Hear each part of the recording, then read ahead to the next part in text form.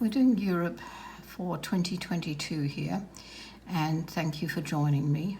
We are going just very, very quickly and briefly. Let's do weather.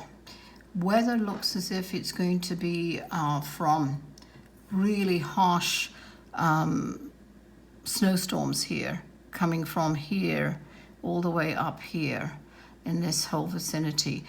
Ireland doesn't get it as much. It's really just the southern,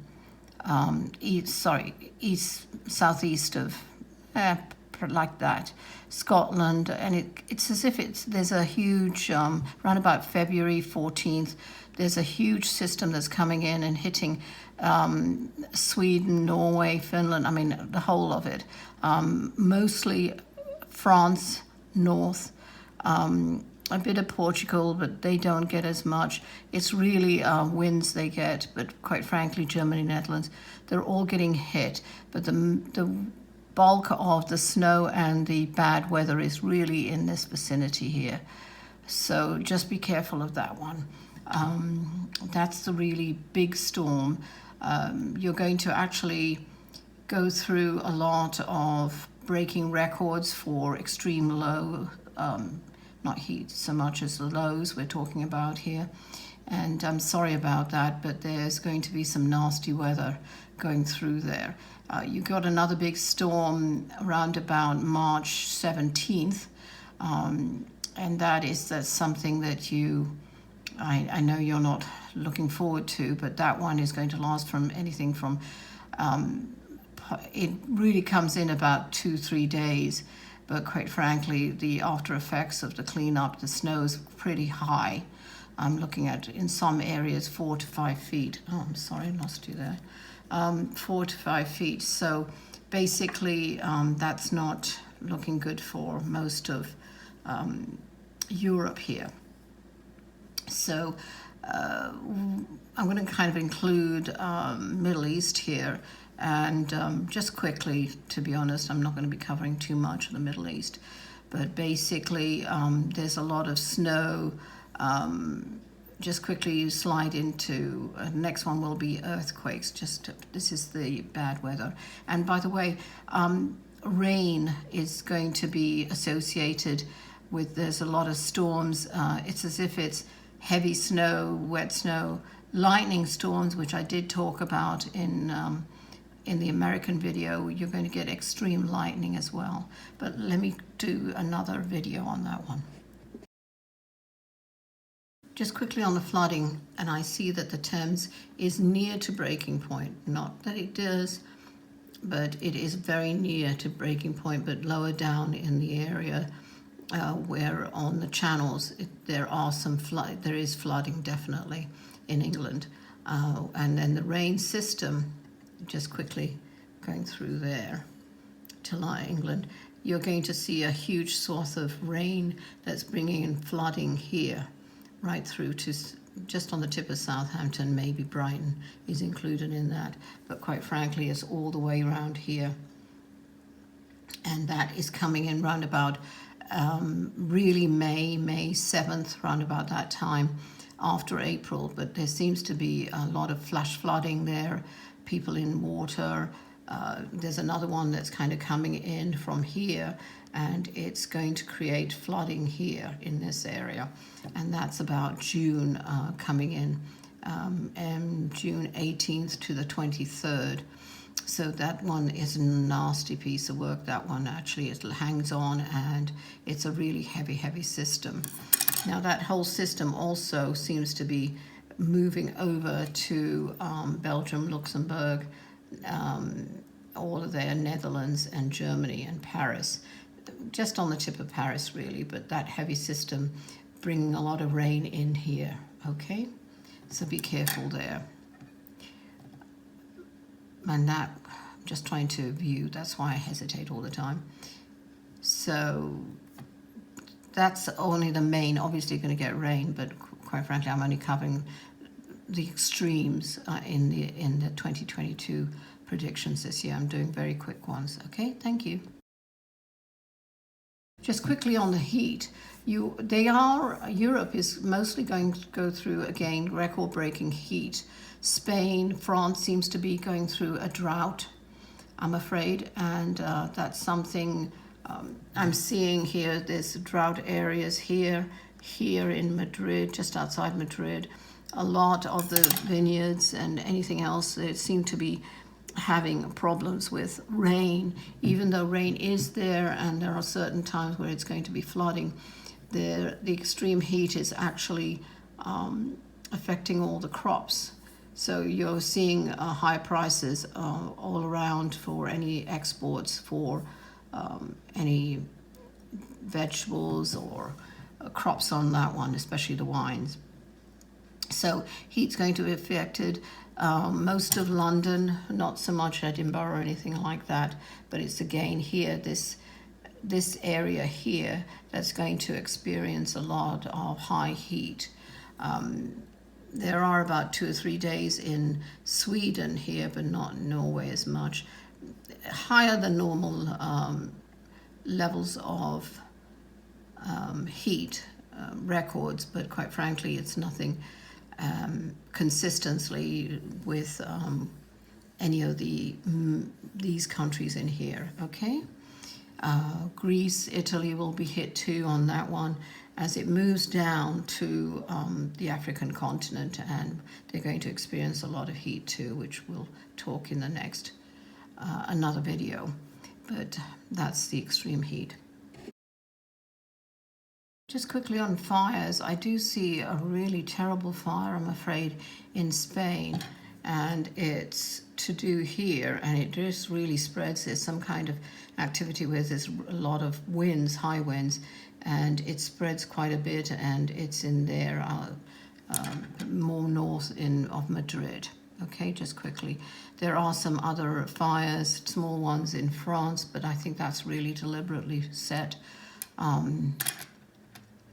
And nothing of significance, put it that way, even though it's significant to you, but I'm talking about where it's mass areas like here in America. Anyway, thank you.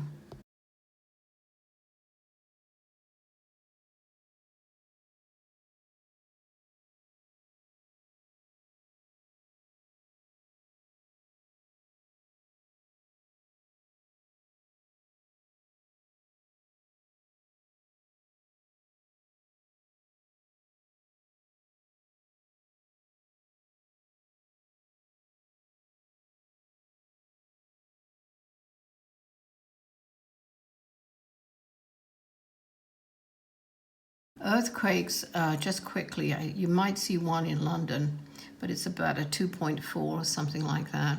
Then we're seeing more in Italy. There's one just outside Rome, well, not just outside, but it's around here. And also in Greece, I'm afraid they're going to get hit 6.5, 6.8, so I haven't checked it, but they're going to get quite a few in there. So we're seeing this region becoming far more active from here in that. Sweden, Finland, there are earthquake, there's activity. They might even see anything from 5.5 to a possible 7.1. Okay, so just be careful. Make sure everything is secure. Okay. On terrorism, even though it's still prevalent here around Europe, I do see that the Taliban is kind of gearing up, and ISIS too, even though they're not really aligned with each other. ISIS seems to be working far more, and so you're going to see far more attacks, and in Germany, in Belgium, I'm afraid, there seems to be a core there of, I wouldn't say lone wolves, but quite frankly, there seems to be an underground, how can I say this, terrorist group associated more with, aligned more with ISIS, but quite frankly, they are well organized in Belgium, I'm afraid. I know the Belgian police are trying their best to try and find it, as well as all the international crime fighting syndicates, but quite frankly, Belgium, a bit of the Netherlands, but quite into Germany, you'll get far more attacks on train stations. 2 I see in Belgium, and 1, and possibly they thwart an attack in London. But quite frankly, I do see 2 train attacks in London. And in London, I do see that they're going to have as much as could be, I hate to say up to 17, but what I'm seeing is 5 notable ones. The 17 are really lone wolves, isolated attacks with knives, small things, but the bombing is more in London Central. So that's probably around about May, so be careful, please, around the stations there. Probably London, not Victoria Station, but anyway, just be careful, all right, London Bridge. So anyway, France, I see it's getting into, there seems to be more in the local, nearer Paris and some of the other provincial areas in France, but that's something I'm afraid, Lyon maybe one, but that's not really, they're kind of wondering if it wasn't a terrorist attack. It's a lone wolf, but it's mostly around Paris, I'm afraid. Germany, we talked, and even Austria is getting far more terrorist activity. And let's see, Denmark, about 3 outside 5, but quite frankly, again, that's, and 1 in a school. So I'm sorry about that, but that's a school incident. Norway and Sweden, same things. It's about 1 or 2, but it's really protests and not terrorism. But there's a lot of protests seems to be happening in Norway and Sweden, and even in Finland. Not as much though, minor ones in Finland, but it's really Sweden and Norway seem to be getting hit with a lot of protests from against the government or some issue on the government. And as we move over, Lithuania, they're going to see a lot of protests.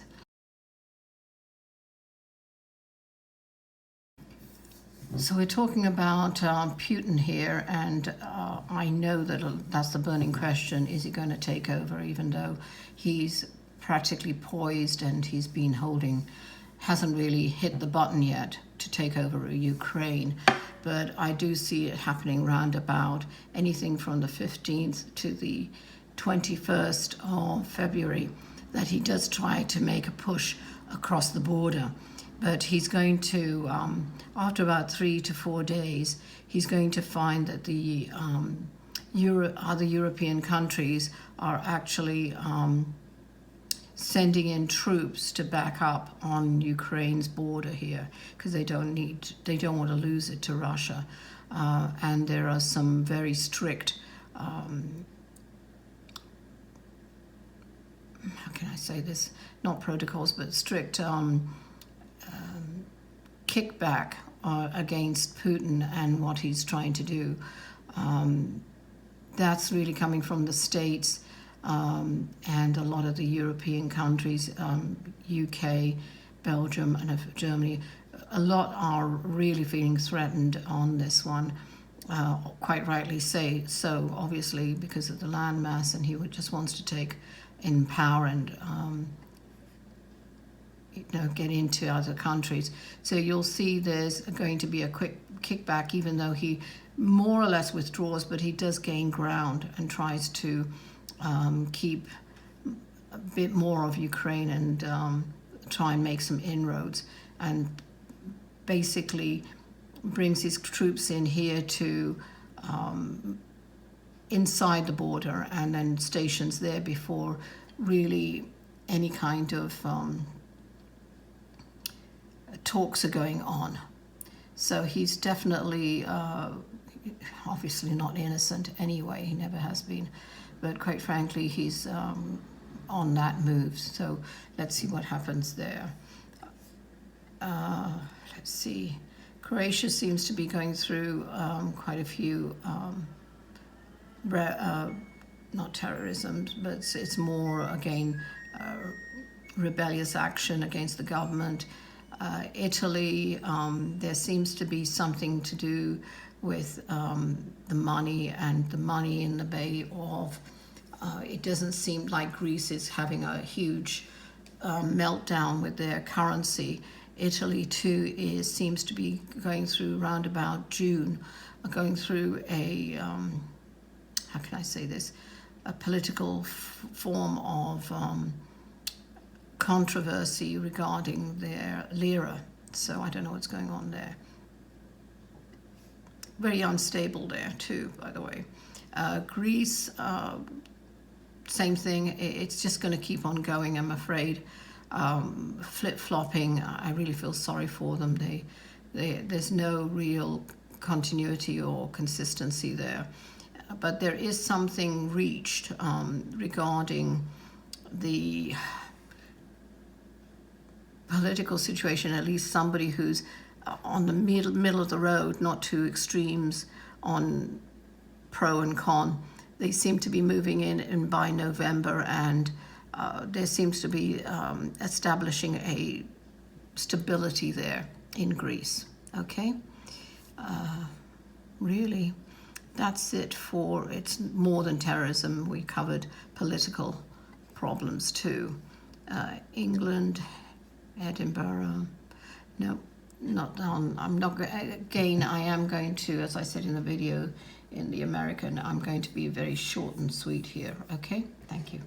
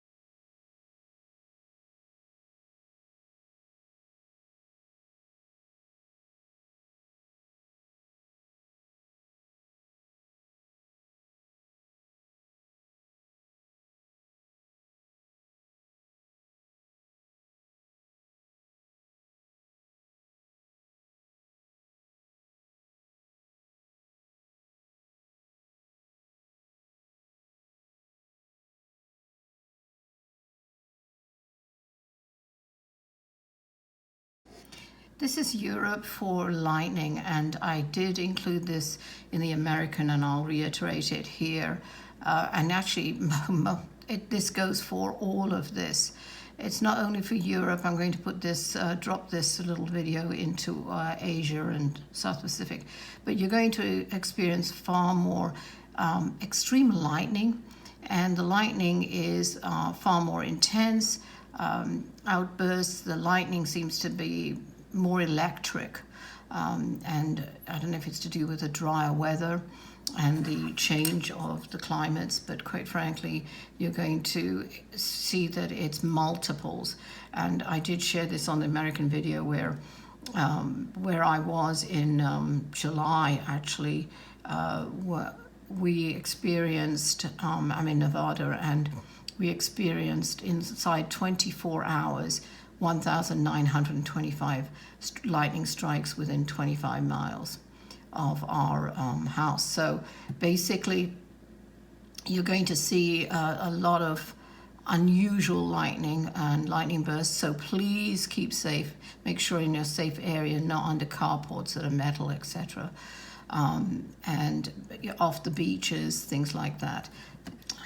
So basically, we are seeing it mostly. I'm seeing it in UK, a bit of Ireland, Norway, I mean really throughout, Madrid and France, sorry, not in Madrid, but Portugal, Spain, France, and into parts of just this circle, Italy too. This circle seems to be getting hit a lot with more intense lightning than any of the other countries in Europe. I'll talk about Asia in another video, but quite frankly, this will be dropped into all theirs as well. Okay, anyway, thank you so much. I'm going to move to the next subject.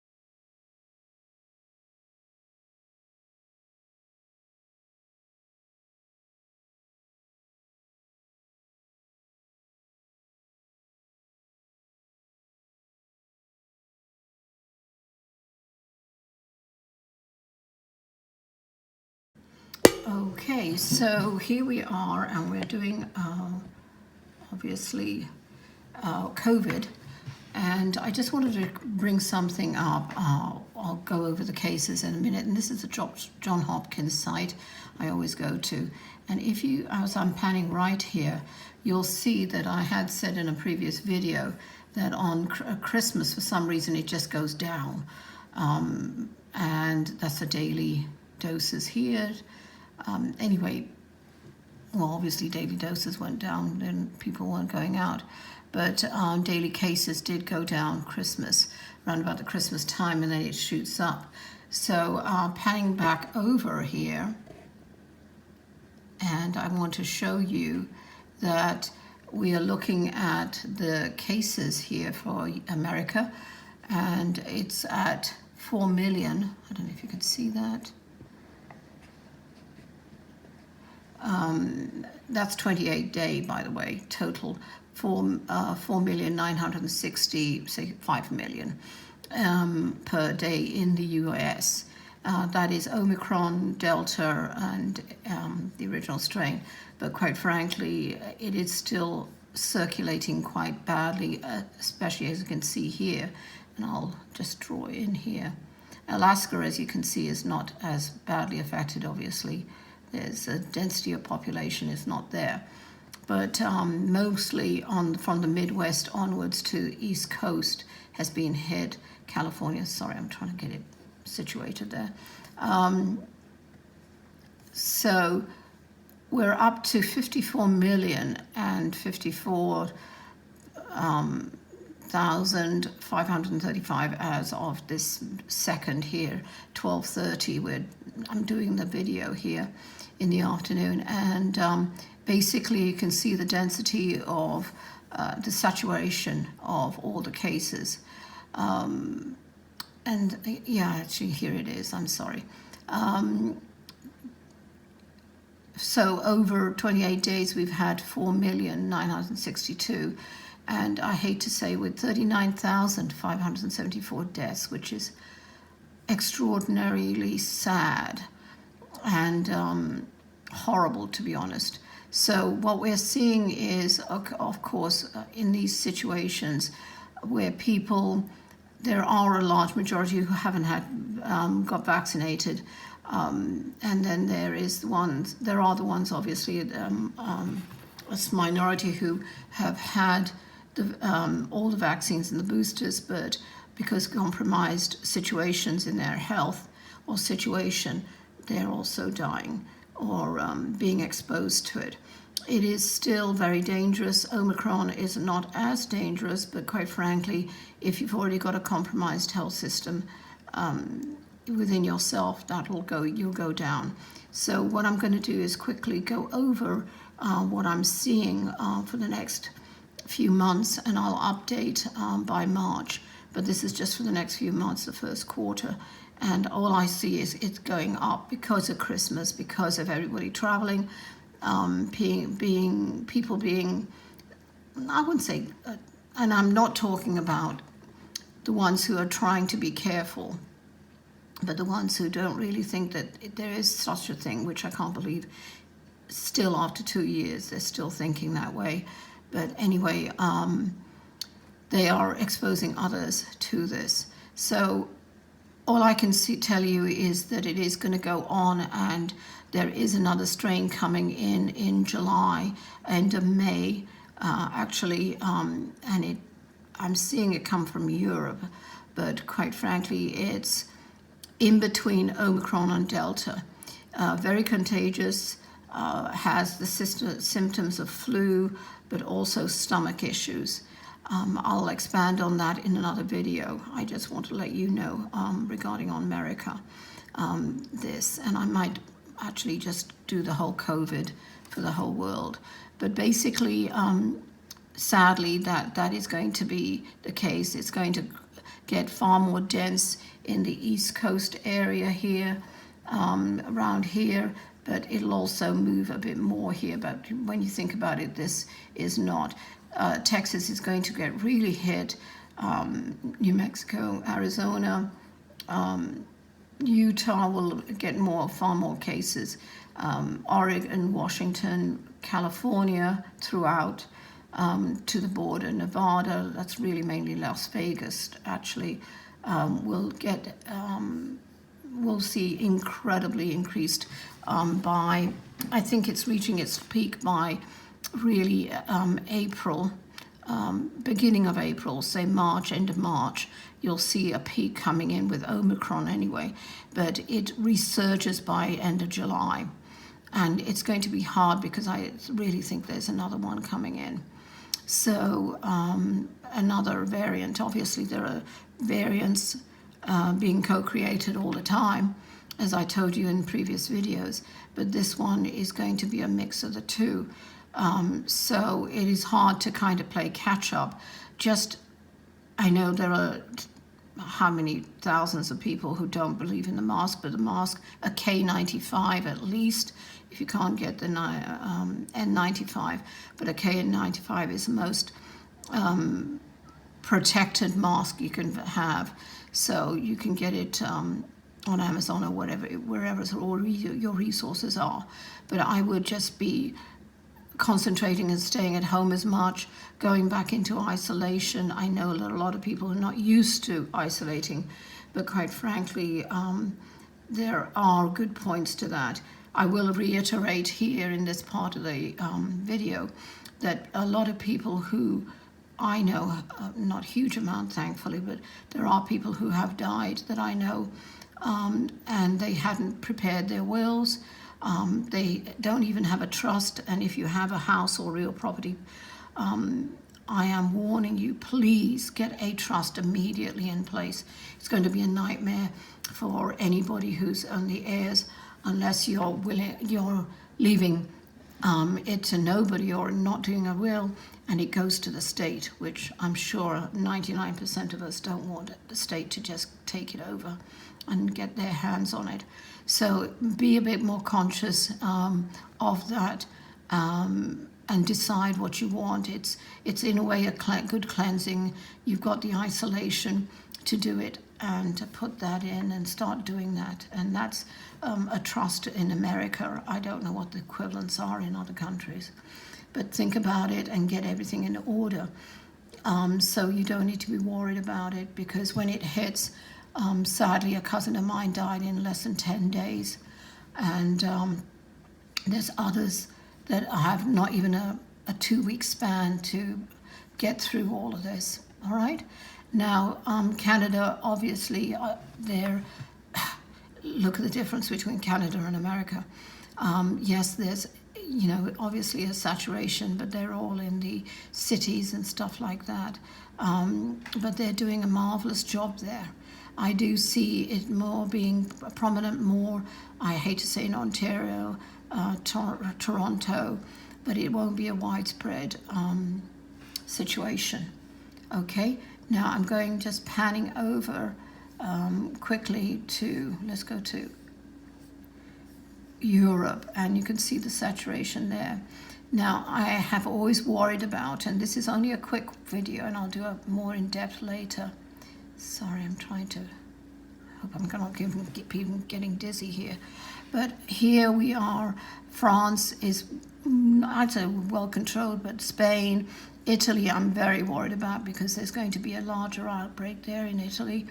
Also, obviously, in Germany, London, there are outbreaks, and it doesn't really.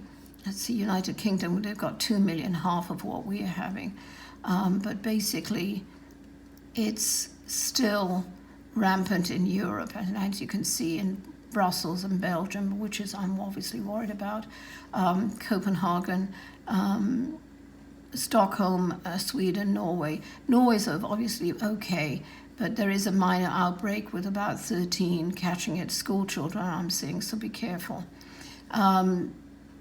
Poland, all of these, it's really minor outbreaks that they're isolating. France, you have to be careful of, and I'm sorry I'm zooming in and out because this is so sensitive. Can't believe that, sorry. Russia, quite frankly, I am seeing a huge outbreak there with Omicron, but they're not really reporting what they really have there. I don't even want to touch Russia. And the isolation in the places where, in the mountain areas in Turkmenistan and all the other, Kazakhstan, all of those locales where it's more mountainous, you won't see as much. Sorry, I apologize. Okay, Africa. We'll go to that. And I did see, and I said it was Ebola, but quite frankly, it was here where it started. It was really the Omicron, and it did not start in South Africa. It started, actually, there was a case here, and then it moved to South Africa and grew because of the population. So I'm seeing all of this region here in Africa really going down, and Egypt getting a huge outburst too. Ethiopia, but they're going to Saudi Arabia, they'll keep it Cairo, they'll keep it down Dubai, but it's not as bad. India, I'm afraid by end of June, it'll start growing mostly in the southern region, Mumbai as well, in Pakistan, Myanmar, New Delhi, and in Sri Lanka, it'll start hitting round about end of May. So be careful. South Africa, it just keeps on growing. It's as if it bounces like a ping pong ball. It goes back and forth, back and forth. Singapore, I'm afraid, yes, and Jakarta will have an outburst. but Kuala Lumpur and Singapore, it will start. Indonesia, they're isolated because they're, widespread there. In the Philippines, that goes for that. So Thailand, I hate to say it, again, Bangkok will have, and Vietnam, all of those areas, Hong Kong, Taipei, will have those isolated incidents, but mostly, obviously, in those areas. China, they're not reporting all the cases, I hate to say it. They're keeping it cards close to hand. They don't want it known what their real figures are, but they are seeing huge in this Hong Kong, Wuhan, really around this area, okay? Japan, Tokyo gets hit, Seoul, all of these not so much in the islands here, but it's really in the denser areas. And again, end of May, June. This one is, and that's obviously, I'm trying to get hold of this, Saipan. So Saipan obviously is pretty devastated. It's such a small area. Okay, we covered Papua New Guinea, really controlled, but they are going to have a bit of an outbreak round about end of February through April, okay? Australia, pretty well controlled except for the larger cities. Sorry, geez. Madagascar, yeah, they'll get it too, but let's go to Australia and New Zealand. Basically, I'm afraid that is going to get hit, and I'm just going to expand Perth, Melbourne, Sydney, Brisbane, all of those, Adelaide, Tasmania, not as bad, but definitely in the cities. But those, it's really Canberra, Melbourne, and Sydney. Brisbane, not too much of that, and a slight surge in Perth. But this is again at the end of March through July. But it's the government trying to do, well, at least it's the people really who are being very vigilant about not getting, allowing it in and spreading it. So thank you for being a shining example, as in with New Zealand, who's been an excellent source of how to control it. They're going to see a small surge, and that's in, not even in Wellington actually, it's going to be in Christchurch. Is it Christchurch? I'm just trying to scan here. So it's really in one of the main areas there. But it's again one person bringing it in, and it's just getting in. So it's really around here that you'll see, but it's not that many cases at all to speak of. Hawaii is going to get hit, I'm afraid, and that's at the end. It's already being hit at the moment. But also it's kind of a descent in March, but it comes back up by April, end of April, May. So please be careful in Hawaii. There's such good people there. I'm afraid all these South American countries, sorry, here we go again, I'm trying to scroll. We're looking at, obviously, the Caribbean here. Mexico is going to get hit. It really hasn't seen its main surge, put it that way, until about June. It's going to devastate Mexico, so be careful when traveling there. And that means it really kind of overflows into Texas, so be careful, and San Diego. Those are the entry points. And of course, not that they can even stand it, but I'm seeing a huge load of cases in Port-au-Prince as well. So Venezuela, it's not as bad, but they're isolated incidents in small villages. Colombia, I hate to say it, they get hit round about here. It's mostly coastal. Peru, not so much on the mountains, but in the coastal areas. I'm seeing Bolivia, Brazil in the main areas, and that's because of the population for the poor things, the people who can't even afford to get or seek health. And so it just spreads like wildfire. So there's a lot of deaths there, I'm afraid.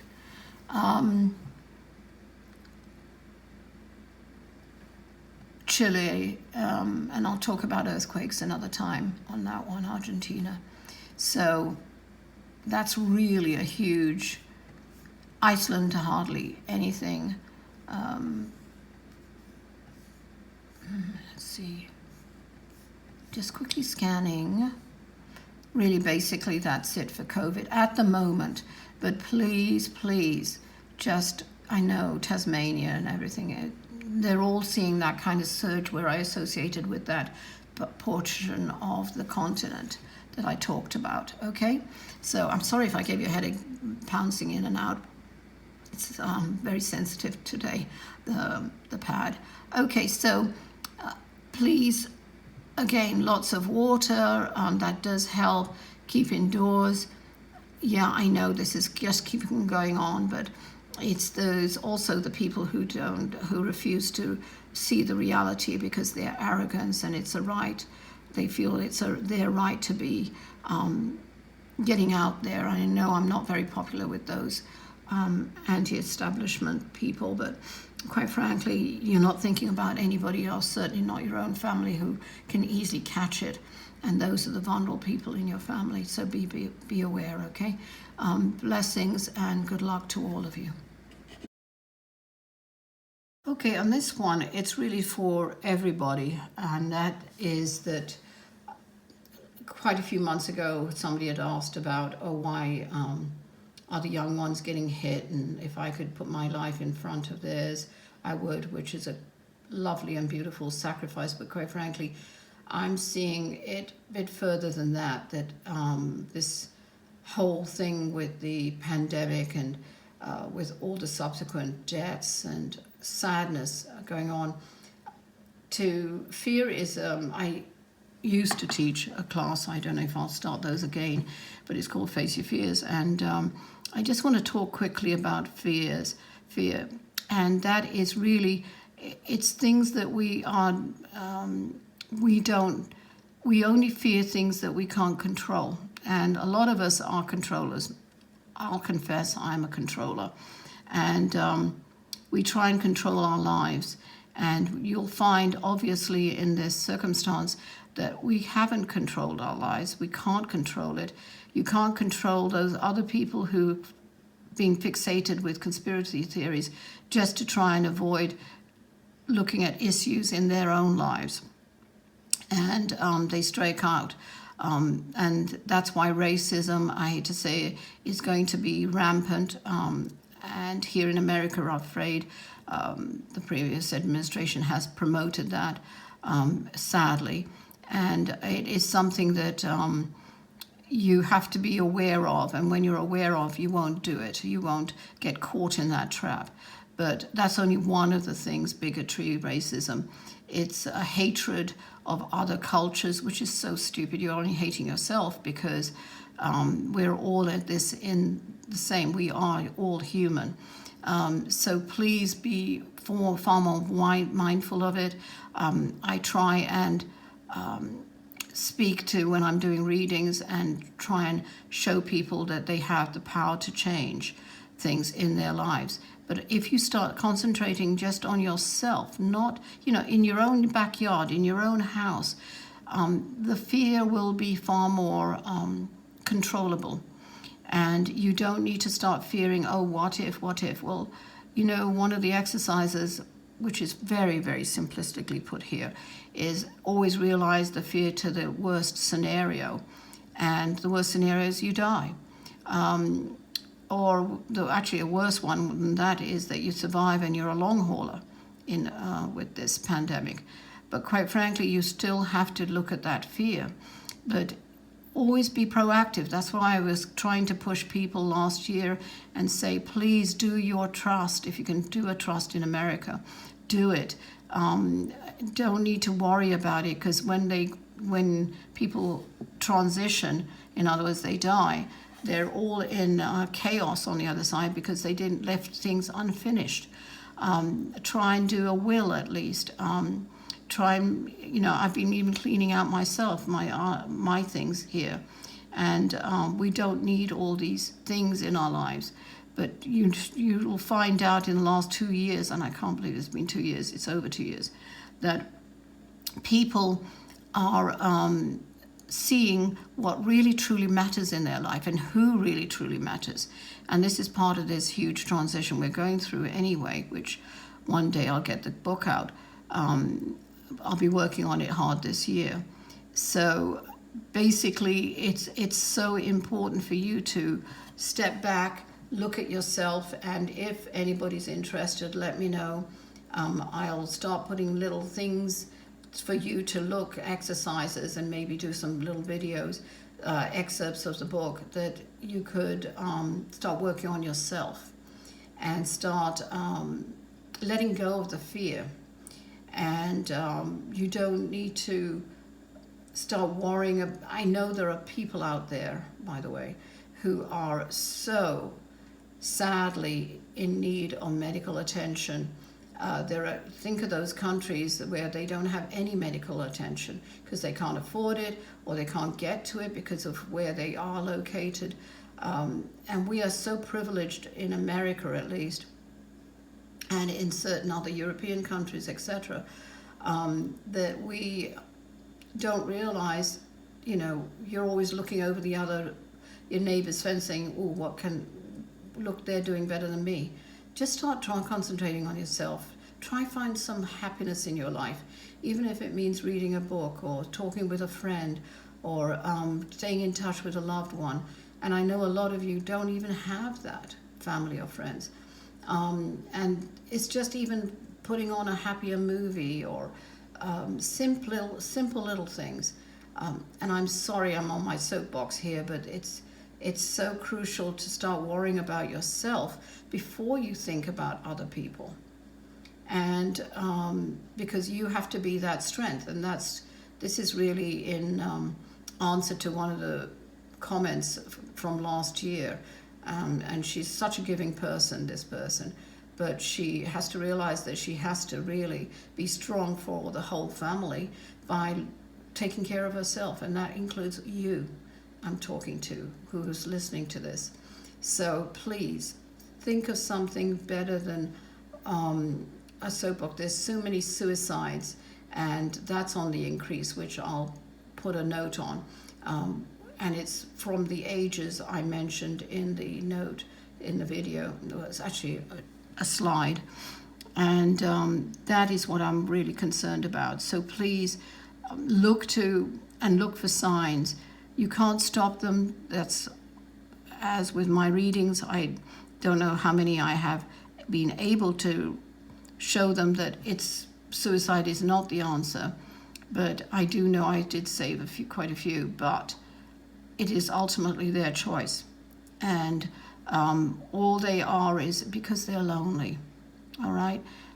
So you have a strength and power within yourself that you can affect people, reach out to people, connect with them. So that's what I'll leave you with, that this year make it about, not exactly nothing about yourself, but it's everything about yourself, to be honest. And then it works outwards. So you're the sun, and let the heat hit everybody else around your universe, okay? Well, blessings and love to all of you, and keep safe. Take care. Bye-bye.